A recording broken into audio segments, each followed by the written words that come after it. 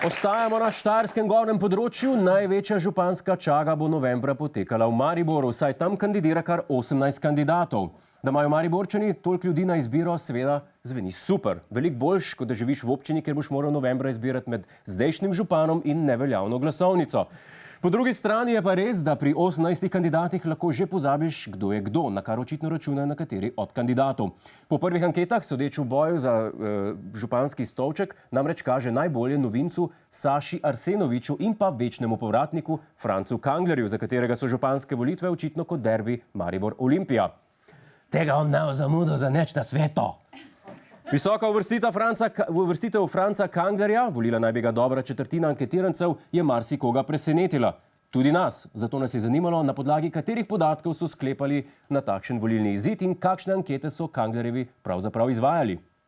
Glede na ankete, ki so bile upravljene iz različnih agencij, tu ne gre za ankete po Facebooku ali po spletnih časopisih, gre za prave ankete. Seveda, ker ankete po Facebooku niso prave ankete. Včeraj sem recimo izpolnil Facebook vprašalnik, katerem županskemu kandidatu si najbolj podoben. In internet pravi, da sem baje Lidiji Divjak Mirnik.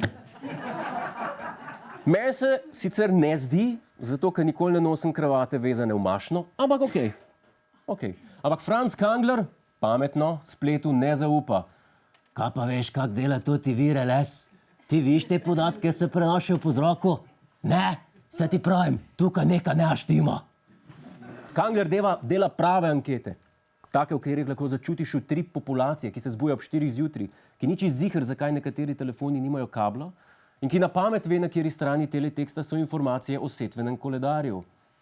Halo, kaj? Kanglo, če bi imela, ja, če je zastojn, bi imela, ja.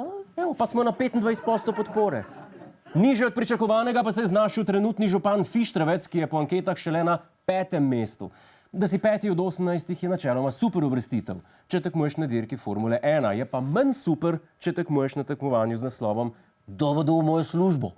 Razloge za slabo vzdušje v občini pa Fištravec vidi predvsem v svojih predhodnikih. Ko sem prevzel krmilo občine, sem na občini našel,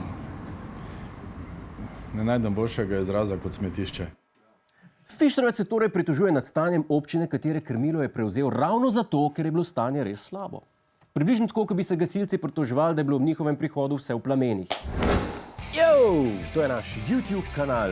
Klikni na ta gumb in se naroči, da boš na tekočem. Polajkaj nas tudi na Facebooku in na Twitterju. Pa po pameti!